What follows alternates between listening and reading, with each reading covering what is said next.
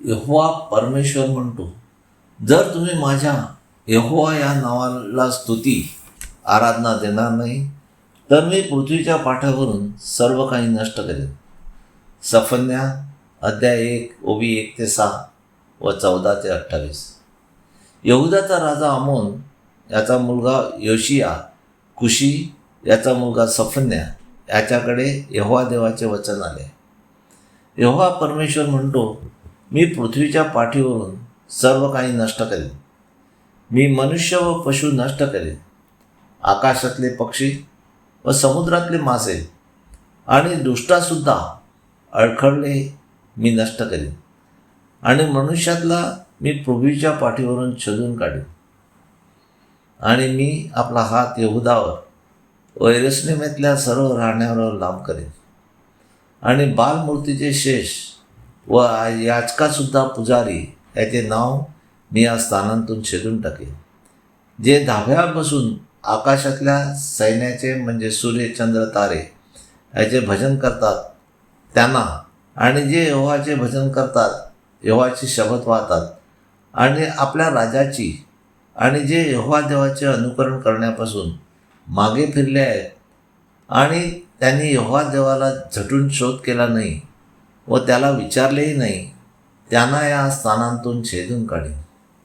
आपण एकच यहोवा देवाची स्तुती आराधना करतो काय? तर तसे करण्यास आपण शिकवतो काय? का त्याचे अनुकरण करण्यापासून फिरले आहोत?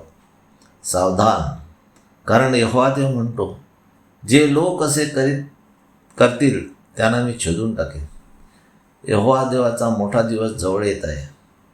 तो जवळ आहे आणि फार त्वरा करतो. तेथे वीर दुःखाने ओरडतात.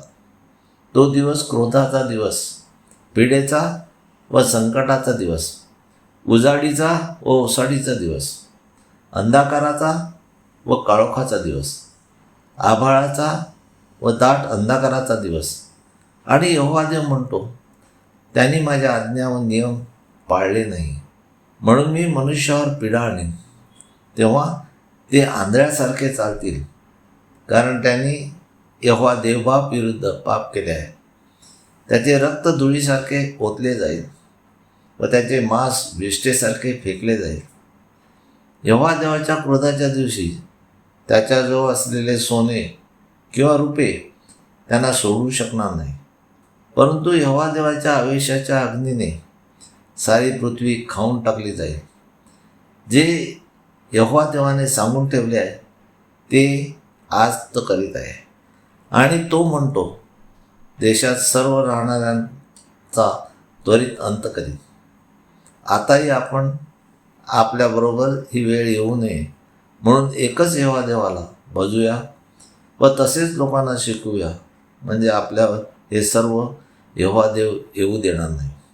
सफन्या अध्याय 2 ओबी 1-7. यहोवा देव सफन्याला म्हणतो, मानव जातीने पश्चाताप केल्यास क्रोधाचा दिवस चुकवता येईल.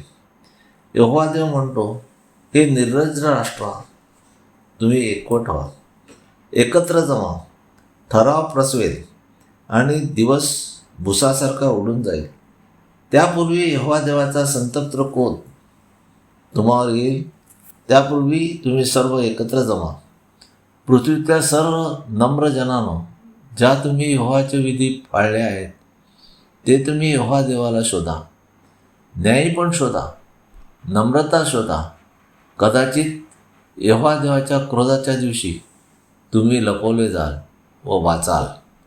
पलिष्टी, मोवाबी, अम्मोनी, कुशी व अश्शूरी यांना यहोवा देव म्हणतो, मी शिक्षा करीन, कारण गज्जात टाकलेली अशी होईल आणि अश्वलोक ओसाड पडेल. समुद्रतीराच्या राहणाऱ्यांना, करेती राष्ट्राला हाय आहे. यहोवा देवाचे वचन तुमच्या विरुद्ध आहे. अरे कनाना, पलिष्ठ्याच्या देशा, मी तुला असा नष्ट करीन की तुझ्यात कोणी रहिवाशी राहणार नाही. आणि समुद्रतीराचा प्रांत मेंढपाळाच्या झोपड्या आणि कळपाचे वाडे असलेली कुरणे असा होईल. तर तेथे घरे राहणार नाहीत.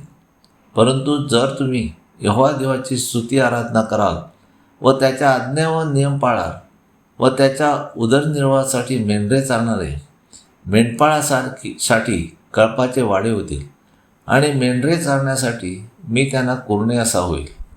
यहूदाच्या घराण्यातल्या उरलेल्या जे यहोवा देवाची स्तुती आराधना करतील त्यांच्यासाठी मी हे सर्व करीन व ते आपले कळप चालतील व संध्याकाळी ते आपल्या घरात निसतील. कारण यहोवा देव यहूदाच्या घराण्याची भेट घेईल आणि त्याचे पाणाव केलेले परत आणेल. आपण सुद्धा एकच यहोवा देवाला भजूया व त्याच्या आज्ञा व नियम पाळूया, म्हणजे जे अरिष्ट यहोवा देव आपणावरून दूर करील. हालेलुया, आमीन. यहोवा देवाचा सेवक Anthony John Pereira builder. Praise God. Hallelujah.